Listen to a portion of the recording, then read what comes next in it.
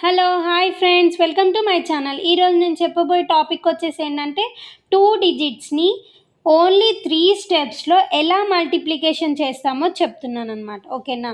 Example నేను 24x65 తీసుకున్నాను అనుకోండి. దాన్ని ఎలా మల్టిప్లికేషన్ చేస్తే ఓన్లీ 3 స్టెప్స్ అని చెప్పాను మీకు. సో ఫస్ట్ స్టెప్ వచ్చేసి లాస్ట్ 2 డిజిట్స్ని మల్టిప్లికేషన్ చేయాలి. 5 4 20. ఓకేనా? 0 ఇక్కడ రాసుకున్నాం, 2 పక్కన రాసుకున్నాం. ఓకేనా? నెక్స్ట్ 5 2 10 ప్లస్ 6 4 24 అనమాట. ఎంత అవుతుంది? 34 అవుతుంది. 34 ప్లస్ ఇక్కడ ఉన్న 2ని కూడా యాడ్ చేసుకుంటాం, అంటే ఎంత అవుతుంది? 36.